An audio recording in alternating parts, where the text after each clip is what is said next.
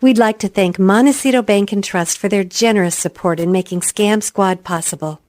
I'm Patty Teal. And I'm Deputy District Attorney Vicki Johnson. Scam Squad is up next. Sound off. 1, 2. Sound off. 3, 4. 1, 2, 3, 4. Scam Squad. Welcome to Scam Squad. I'm Patty Teal here as always with Deputy District Attorney Vicki Johnson. And we're so happy to have a representative from Montecito Bank Trust with us here today. They're very good partners with us. And Vicki, would you make the introduction? Absolutely. It's my pleasure to welcome back to Scam Squad, Shawn Dyer, Senior Fraud Specialist for Montecito Bank Trust. And we were just chatting, and she really has some important information for us today. So, Shawn, what have you got? Well, thanks again for having me back on the show. We've been very busy in our fraud department. I'll talk about the regular old-fashioned one first, which is check fraud. It's on an uptick right now. We're currently seeing it affect more of our business clients than our consumer clients, and they're just counterfeit checks. So it's something has happened where the business account information has been compromised somewhere, and that we don't know. And then the fraudsters use that account number. And what I can tell from the volume that I'm seeing is that it's a scam where it's either something like an online scam or a Craigslist scam. And these are the account numbers. Checks are being created and mailed to people to negotiate. And we've been lucky enough where several non-customers across the country actually receive one of these checks, and they are calling the bank to verify if it's a valid check. And that's one of the ways we get alerted, because the check hasn't been negotiated yet. So we're getting a heads up because they're saying, I received this check. I thought I was, buying something online, or I thought I was going to do a work from home thing, and I got this check, but it's not from the person or business that I thought I would be receiving it from. So they just call to verify funds, and that's when we find out, oh, that's not a valid check. So again, it goes back to monitoring your account every day, checking online, and everyone can go online now and review their activity. Not only look at your check number and the dollar amount of those items that have posted, but pull up the image of the check. Oh. Is it still payable to the person that you wrote it to? Or is it you don't even recognize the check at all? It's not in your check series, but it can be. It can be in your check series. They could even gather that. The fraudsters can gather that information. So it just goes back to really being vigilant about monitoring your account activity and not waiting until you get your statement to review, because now, that it could put you out at least 30 days from the time an item is negotiated. And any check can be returned within 24 hours. After that, only certain checks can be returned, and it's not a quick and easy process. It's a lot of paperwork and a lot of time and a lot of waiting. So the quicker you can catch something yourself as the customer, that's better for everyone involved. Well, I have a couple of questions for you, Shawn. One is pulling up an image of the check. I'm assuming that if people bank online, which I do not, that you can then pull up an image of your check. That's part of what the banking online experience gives you. Would that be correct? Yes. Okay. It actually says, image or view check, and you click it and it'll show up the front of the check and the back of the check. Oh, wow. So that's you can print it if you want as well. Yeah. That's a very, very valuable thing to be able to do when you've got these counterfeit checks flying about. Secondly, I'm not clear how the scammers get money. I mean, I understand getting someone's check account information, going to their bank, cashing it, but you're saying that they're writing checks to various other entities. How do they, is that or people to people services, or what is it that they're doing with those checks? How are they benefiting? Well, they're benefiting from it's the same old, like if we just knew the Craigslist, that's the easiest. The Craigslist scam. I go online I'm selling a couch for $500. somebody, replies on Craigslist, says, hey, I want to buy your couch. I'll send you a check. And my name is Jane Smith, but I'm going to send you a check. Okay, so now here I receive this check.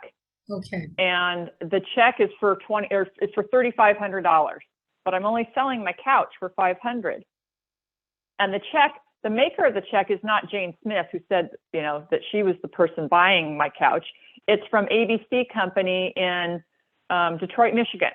It's completely, and it's that account number that's linked with the ABC. It's that account number information of our businesses, like that's the tie-in. So the fraudsters get account information from all over the place, but they use it in different scams. And all they're trying to get is that difference back. They want, I see. And no one's ever going to come buy the couch, but the story, they usually say, oh, well, I want you to take that extra money and pay a moving company that's going to come pick up the couch. And then they get you all tied up in a story, and there is no moving company. But okay, now there's no moving company. Can you send me back that extra $3,000? Because now I'll come collect my couch myself. And they've deposited this fraudulent check thinking that somebody is buying their couch, and the fraudsters are on them, has the check cleared? And then they either ask for gift cards or Western Union or probably Bitcoin, a number of ways.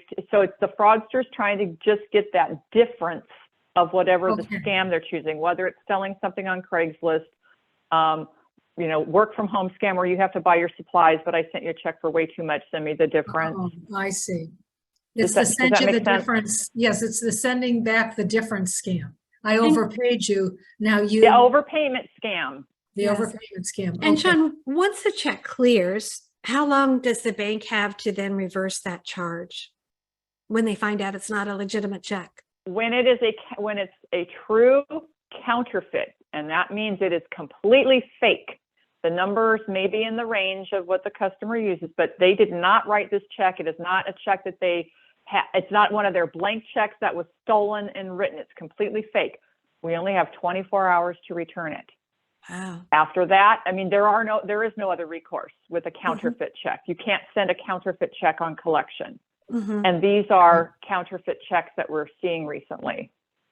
So our customers, we have fraud software in place and that we detect a lot of it, but we can't, nothing's foolproof. Yeah. So we rely on our customers as well to be right. So the online banking is really critical for the customer. Absolutely. Otherwise, if it's being mailed, it's going to be way too late. But if they catch it that very day, they can notify the bank right away and stop that. Yes. Right. Yes.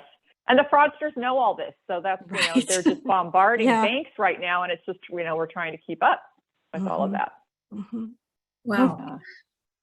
So a lot of unhappy customers, I would imagine too, when they find out that they get scammed, so we're be able to get their money back, even though it was a bad check. Yeah, that's very, very frightening. It's just, makes for a long process. So if we can catch them in that 24 hours, then we can send them back and no harm, no foul. Customer has their money. We don't have to do a lot of extra steps. We don't have to, it's the best scenario that we could have. So once again, we have to be very careful dealing with Craigslist. Make sure maybe meet in person and exchange the item and the cash. Rather than trying to do this at a distance transaction. That seems to be where people really get in trouble. Yeah, and Shawn, have the online deposits where you take a picture of your check, has that made it easier for scammers to submit phony checks? And this absolutely, thanks for bringing that up, Patty, because in these cases where these people have fallen victim to a scam and they're mailing them, well, and actually I shouldn't say they're mailing them a check, they're probably emailing them the image, because the majority of these checks, certainly what we're seeing recently from our business clients that have had their accounts compromised, these checks have been deposited via mobile deposit. And it's so much easier for fraudsters because no one is seeing a physical check in their hands. No one is walking into a bank with this terrible copy of a check, which would be, would alert, and there would be red flags by a teller to say, this doesn't look right, feel right, something's just off. So you can literally take a picture of a check that is emailed to you and do a mobile deposit. And yes, the fraudsters are using that to their advantage. Yes, sounds like it. Oh gosh. Boy. That's amazing. Well, that's a very sobering story, Shawn. What else have you got for us? So the other fun item that's going on right now is has to do with Bitcoin. And it's not where our customer is purchasing Bitcoin. It's where they are falling victim to a scam. And in this case, it's a tech support scam. And we've known about tech support scams for a while. And one of the common storylines in that is you click on a link or you answer a call. They say they're Apple or Microsoft or Norton virus, whatever, something to do with tech world. And they tell you they've either didn't provide a service and they owe you somehow they owe you a refund. That refund should usually be somewhere between $100 and $500. And now they want to assist you logging into your online banking so they can credit you back that $100 to $500 amount directly into your account. And somehow they make a mistake and it looks like they've deposited into your account, let's say $15,000 instead of $150. We'll use that as the example. And the way that they trick you with this is because they have logged, you've given up your online banking credentials to allow them into your online banking, or you have allowed them to remote into your computer while you have logged into your online banking. Regardless, the fraudster is watching your computer screen with you, and they can see your online banking. And they, most people, wherever they have their checking account, they also have a savings account. And the fraudsters are usually in the background, so the customer doesn't see. They're transferring money from your savings to your checking so that you only see the checking account and that, oh yeah, I see that $15,000 that you just deposited into me. Oh, I get, yeah, okay, I believe you. You've made you've credited me for $15,000 instead of $150. And then the fraudster does the sob story. Oh, I'm going to lose my job. I just screwed up. I have family to support. Please, please, please help me. Don't tell my supervisor. Please send me back the difference or I'll be fired. And, the whole story. So it used to be, take that extra, go send it via Western Union or gift cards. The new thing is go make a cash withdrawal at the bank and go to a Bitcoin machine, and the fraudster, will provide you with the account number you need to deposit, that Bitcoin account number I want you to put that money to. And that'll take care of everything. So customer goes to the bank, they withdraw the cash, and the story that they are told by the fraudster to tell the bank is that they're purchasing a car for their granddaughter, their niece or nephew, but they're getting cash because they'll get this really good deal on a car. So there aren't as many red flags when the customer is in the bank actually making the withdrawal. They ask questions, but the customer's been fed the storyline by the fraudster of how they're supposed to respond when the banker asks questions. Now they're instructed to call back the fraudster when they get in their car with the cash. Call the fraudster back. Fraudster says, and the fraudster is giving them literally directions on where the Bitcoin machine is located in the city. And they drive to that location and they are instructed to go to the machine and deposit this, whatever the difference, 14,900 and whatever, the difference to this Bitcoin machine. And the minute that money is in that Bitcoin machine, that's it. We're out of the game. There's no getting it back. Right. We certainly encourage the customer to file a report with law enforcement, but it's completely as far as the bank goes, we cannot retrieve any of that. Yeah. And one more storyline in this is, although the customer doesn't think they provided the fraudster with their social security number, driver's license, or whatever other personal identifiable information, the fraudster is telling her that they need that to enter the money into the Bitcoin machine. So we have to assume that they did provide it unknowingly to the fraudster. So now the customer is not only out $15,000, they are also a victim of identity theft. And we all know all the paperwork and process the customer has to do to go through that. Wow. So the fraudster says, I need your social security number. And what was the other thing that they said they needed? For this one, it was driver's license. Driver's license. And I haven't myself seen a Bitcoin machine. I don't really know what information is required when you try to deposit at one. But it sounds like that's what was required, or at least that's what this customer told us. Okay. But if they haven't given the online access of the login information, then they've asked for remote access. Someone can't get remote access without your permission, can they? I believe you have to click on the accept. You know, there's that, like we all see, like right. when you're sharing a screen in Zoom or whatever. Yes. Yeah. So, but again, it's you think you're talking to sure. A repair your tech person. support, Mm-hmm. and of course Yes. they want access to your computer. Right. And you've initiated the call or clicked on the link. So Got it. yeah. Mm-hmm. Very sad. Very sad. A lot of money being Yes. lost from good people to scammers. Yes. And it's all, again, sense of urgency. We have to hurry up and do all this. So you just kind of lose track of, why would I be giving him money back on a Bitcoin, you know, and who did the customer even know what Bitcoin was? Right. You know, it's like, you just get so caught up in the story. And it's interesting that the fraudsters know how to direct you to the Bitcoin in your neighborhood. Yes. That is just really scary. So they've done their homework. They know the area where they're trying to run this scam, and they know where the Bitcoin machines are. I mean, that's a very specific kind of knowledge to have. I'm sure it's easily all they have to do is online. Yeah. Yes. And the fraudster, I'm sure, is not even in this country. You know, Right. they don't have to be. They'll Google nearest Bitcoin machine near Santa Barbara, wherever, Yeah. you know, they're targeting at that time. Right. Yeah, easy enough to do.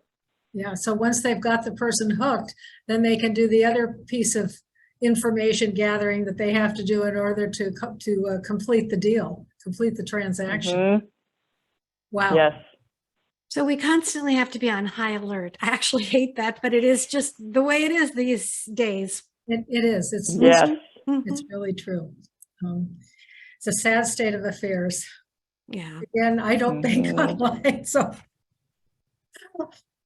We're going to get you banking online. if you Vicki. hack into my account, there's no account. There's nothing to see. Would you give me remote access, Vicki? Just kidding. I want access to nothing. I'll tell you what's in there. No, I'm not a scammer, but you just have to be so careful. But it could save you because you know immediately what's going on. Yeah. Mhm. Well, thank you so much, Shawn, for these updates. It's really important for us to know what's happening. And as it turns out, I'm doing a presentation this afternoon and also tomorrow to 2 different senior groups. And I'm going to tell exactly this story about the Bitcoin. Great. Because I think once people hear the detail and how the scam actually unfolds and how it works and the different instructions that they give you and what they want you to do, then it will stick in their minds. And when they hear somebody giving them those instructions, they'll know, oh, wait a minute. Right. I just heard about this. This is a scam. Right. So we do what we can to get the word out, don't we, Patty? Yes, and you do a good job with those presentations as well. And I know you allow people to call you and ask for presentations. So Absolutely. just on the fraud hotline. So I'd ask you to give that fraud hotline number if you could. Area code 805-568-2442. And I'll say it again, 805-568-2442. And I want to thank Shawn once again for giving us the information so that we can get it out there. We can distribute it. Thank you so much. Absolutely. Thank you, Shawn. And Vicki, I didn't mean to rush you if you have any good news to share. Well, I actually do. And here's the headline that caught my eye. Russian malware developer arrested and extradited to the United States. Now, this is unusual for a couple of reasons. I mean, he's Russian and he got extradited. Now, it turns out he was in Georgia, Republic of Georgia, not our Georgia, Republic of Georgia, when he was taken into custody. But that's nice to know that the Republic of Georgia is at least cooperating with us, because there used to be a close affiliate of Russia. And apparently, here's what he did. This fellow developed, I'm going to read this, developed a malicious software program named, I love this, NL Brute, B-R-U-T-E.